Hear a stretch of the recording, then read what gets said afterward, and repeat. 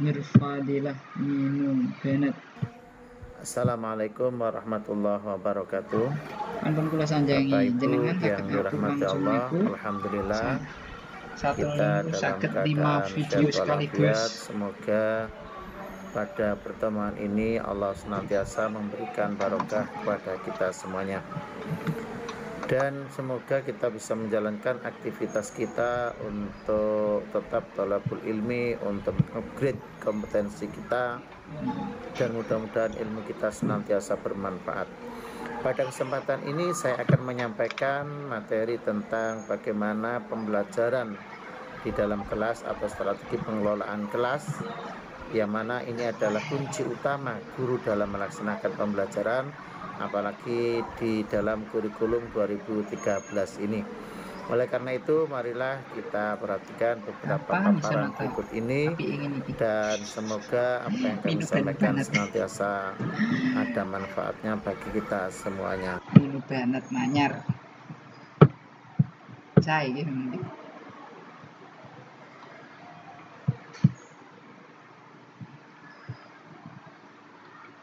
Baiklah Bapak Ibu, di sini yang perlu kami sampaikan pertama bagaimana kita melakukan pengelolaan kelas. Ya, strategi mengelola kelas ini, yang pertama yang harus dilakukan oleh guru yaitu satu, dalam pengelolaan kelas guru wajib menjadi teladan dalam bersikap spiritual, di mana sebelum masuk guru harus memberikan teladan bagaimana cara masuk kelas yang baik, kemudian mengajak berdoa kepada anak-anak dengan bahasa yang baik, dengan doa yang baik, dengan sikap spiritual yang baik. Guru wajib memberikan teladan dalam sikap sosial, perilaku kita, hubungan kita, ucapan kita senantiasa menjadi teladan bagi anak-anak kita. Artinya guru digugu dan ditiru. Guru adalah tuturi handayani ing ngarsa, sung tulodo ing madya mangun karsa. Tidak hanya di sekolah, tapi di luar sekolah, dalam berhubungan dengan teman sejawat di sekolah maupun bagaimana sikap sosial kita terhadap masyarakat. Guru harus bisa menyesuaikan pengaturan tempat duduk siswa dan sumber daya lain sesuai dengan karakteristik siswa. Maka disinilah peran guru dalam mengelola tempat duduk juga sangat penting. Bagaimana guru mengelola kelas juga sangat penting, karena disinilah nanti akan terjadi pembelajaran itu berjalan dengan baik atau tidak. Kemudian guru dalam menyampaikan materi, ya, volume dan intonasi suara guru harus dapat didengar dengan baik oleh siswa. Jangan sampai dengan 30 siswa, suara kita tidak terdengar oleh baris ke-1 dari belakang, apalagi dari belakang baris kedua atau baris ketiga. Kejelasan intonasi sangat penting, apalagi ketika kita menjelaskan atau menceritakan tentang materi-materi yang berkaitan dengan sejarah SKI atau yang lainnya, tentang cerita. Jangan sampai guru dalam menyampaikan cerita itu suaranya datar. Bagaimana suara kucing dengan harimau tentu sangat berbeda. Auman harimau berbeda dengan auman kucing. Mungkin kalau kucing sudah cukup, tapi kalau harimau sama kerasnya dengan kucing itu tidak akan menghasilkan sesuatu yang imajinasi bagi anak-anak. Nah, ketika menjelaskan juga demikian, jangan sampai ya, suara kita tidak terdengar sampai ke belakang, sehingga anak lambat laun tidur. Anak-anak tidak bisa konsentrasi karena mendengarkan suara guru tidak terdengar. Guru wajib menggunakan kata-kata yang santun, lugas, dan mudah dimengerti oleh siswa. Maka disinilah sebenarnya guru tidak boleh menggunakan bahasa-bahasa khas daerah asal. Artinya kita mengajar di suatu sekolahan, di situ ada kemajemukan murid-murid kita, maka kita jangan menggunakan bahasa Madura. Mungkin anak-anak kita yang asalnya dari Bali, dari perumahan-perumahan yang majemuk terkait asalnya, ini nggak mengerti bahasa kita. Nah, tentunya kita menggunakan bahasa-bahasa Indonesia. Guru menyesuaikan materi pelajaran dengan kecepatan dan kemampuan belajar siswa. Nah inilah, kadang-kadang kita ini tidak mau tahu sama anak-anak. Kita mengabaikan terkait dengan pemahaman materi yang kita sampaikan. Ada kalanya kita konsentrasi pada yang penting LKS cepat selesai. Nah, selanjutnya guru harus menciptakan ketertiban, kedisiplinan, kenyamanan, dan keselamatan dalam menyelenggarakan pembelajaran. Maka di sini nanti akan kami sampaikan bagaimana pendekatan pembelajaran dengan menggunakan pembelajaran ya, pendekatan saintifik dan penilaian autentik. Ada penilaian sikap, sikap spiritual, sikap sosial. Di situ kita akan memantau bagaimana terkait dengan berjalannya pembelajaran oleh anak-anak kita di dalam kelas. Ini, di guru harus menciptakan ketertiban, kedisiplinan, kenyamanan, dan keselamatan dalam menyelenggarakan proses belajar mengajar. Kelas tidak boleh ditinggal, apalagi ketika kita hanya memberikan tugas-tugas saja. Ketika materi itu membutuhkan demonstrasi, maka disinilah guru berperan. Guru adalah model, guru menjadi sebuah model dalam pembelajaran. Nah, di dalam kelas juga demikian, maka sikap sosial, sikap spiritual akan kita pantau, karena inilah pendekatan penilaian autentik yang kita akan menilai bagaimana hubungan anak di dalam kelas terhadap temannya, bagaimana komunikasi, bagaimana kerjasama anak-anak di dalam kelas ketika pembelajaran menggunakan cooperative learning. Nah, guru memberikan penguatan dan umpan balik terhadap respon dan hasil belajar siswa selama proses pembelajaran berlangsung. Jadi ada dua arah, tidak boleh hanya guru saja yang berperan, atau sebaliknya anak-anak mengerjakan LKS, gurunya tidak berperan, artinya gurunya wiritan, gurunya tinggal ke ruang lain. Nah, maka di sini harus ada umpan balik, ada respon terhadap proses pembelajaran itu. Guru mendorong dan menghargai siswa untuk bertanya dan mengemukakan pendapat. Artinya guru harus welcome kepada anak-anak yang bertanya, anak-anak yang kurang paham diberi kesempatan untuk bertanya, atau anak-anak yang mungkin memunculkan ide-idenya. Nah, disinilah pembelajaran yang menggunakan asas eksplorasi, anak-anak bagaimana menggali informasi itu melalui banyak sumber belajar. Nah, kemudian guru tentunya dalam bersikap sosial, ya, berpakaian sopan, bersih dan rapi dalam menjelaskan materi pelajaran. Guru harus menyampaikan tujuan pembelajaran, dan di saat memberikan penguatan tentunya ada penguatan verbal dan penguatan nonverbal. Ini yang sering diabaikan oleh guru. Guru kurang kreatif, ya. Guru begini aja. Nah, dalam pembelajaran ini tentunya guru sangat punya peran yang besar. Makanya di dalam pembelajaran ke-13 nanti akan kita sampaikan, ini guru harus bisa menjadi fasilitator bagi anak-anak kita dalam proses pembelajaran.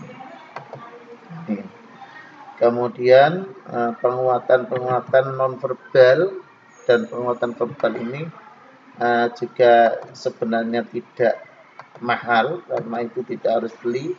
Guru memberikan ucapan bagus, benar, betul, Tepuk tangan untuk kelas kita, tepuk tangan untuk anak-anak kita. Ini sangatlah bagus bagi anak kita untuk memotivasi respon bagi anak-anak kita yang ada di dalam kelas. Nah, Bapak Ibu, saudara yang dirahmati Allah, mungkin ini mengingatkan kita bersama-sama dalam pelaksanaan pembelajaran. Nah, untuk sementara terkait dengan bagaimana pengelolaan kelas, ini akan kami lanjutkan dengan proses pembelajaran pada kurikulum 2013.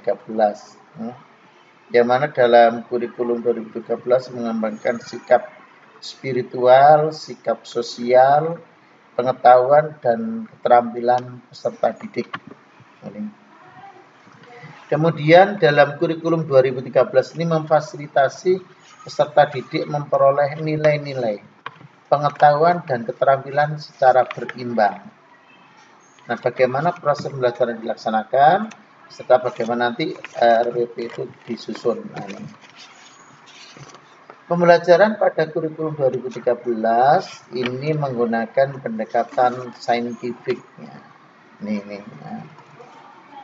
Di mana prinsip-prinsip pembelajaran pada kurikulum 2013 ini antara lain peserta didik difasilitasi untuk mencari tahu, bukan tahu menjes, ini tahu, mencari informasi. Peserta didik belajar dari berbagai sumber belajar, tidak hanya di LKS saja, tetapi lingkungan kita gunakan, baik di luar sekolah, kebun sekolah, di rumah teman yang punya industri-industri kecil, punya peternakan, ini bisa digunakan sebagai sumber belajar.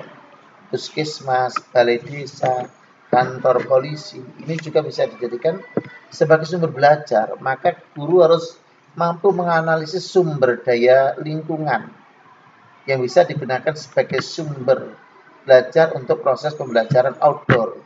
Jadi kalau berpikir outdoor tidak harus di Malang, tetapi bisa di luar kelas yang ada di sekitar sekolahan. Nah, proses pembelajaran menggunakan pendekatan ilmiah, pendekatan ilmiah yang ditekankan, yang mana di situ ada kita mengenal, ada melihat, mengetahui, bertanya, kemudian mengeksplorasi, mengasosiasi, dan mengkomunikasikan serta mencipta. Pembelajaran berbasis kompetensi, ini yang kadang-kadang kita ape dalam melihat kompetensi anak-anak juga. Pembelajaran terpadu atau terintegrasi. Nah, nanti kita akan memahami bagaimana ada integrasi dengan AKM. Pembelajaran yang menekankan pada jawaban yang divergen yang memiliki kebenaran multidimensi. Dari segala aspek nanti akan dipelajari oleh anak-anak, sehingga anak-anak tidak hanya pada satu dimensi saja. Pembelajaran yang mengutamakan pembudayaan dan pemberdayaan peserta didik sebagai pembelajar sepanjang hayat. Artinya pembelajaran yang dilakukan tidak hanya pada saat itu saja kemanfaatannya, tetapi bagaimana pembudayaan atau pembiasaan-pembiasaan yang dilakukan di sekolah itu akan digunakan anak-anak ketika dia keluar dari sekolah, ketika dia ada di tengah-tengah masyarakat. Kemudian pembelajaran yang menerapkan nilai-nilai dengan memberi keteladanan. Nah, ini guru sebagai teladan tadi kita sampaikan, ingarso sung tulodo, membangun motivasi atau kemauan ingmatyo mangun kerso, dan mengembangkan kreativitas peserta didik dalam proses pembelajaran Tuturi Handayani. Yang ke-9, pembelajaran yang berlangsung di rumah, di sekolah, dan di masyarakat. Di pembelajaran tidak hanya di sekolah saja, tetapi bisa di rumah dan di tengah-tengah masyarakat. Memanfaatkan teknologi informasi dan komunikasi untuk meningkatkan efisiensi dan efektivitas pembelajaran.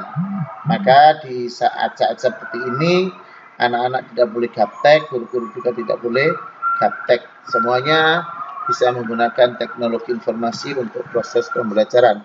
Maka ada e-learning, ada dikirim perpustakaan, semuanya untuk pembelajaran berbasis IT. Pengakuan atas perbedaan individual dan latar belakang budaya peserta didik ini, guru harus memahami karakter budaya peserta didik masing-masing. Nah, kemudian suasana belajar menyenangkan dan menantang. Bagaimana guru menciptakan pembelajaran yang kalau dulu dikenal dengan pakem, pai, kemi, pembelajaran aktif, kreatif, efektif, dan menyenangkan. Tidak hanya mengerjakan halaman 40, room 1 dilingkari, room 2 diisi, room 3 urean. Kemudian ditinggalannya kopiannya aja di atas meja.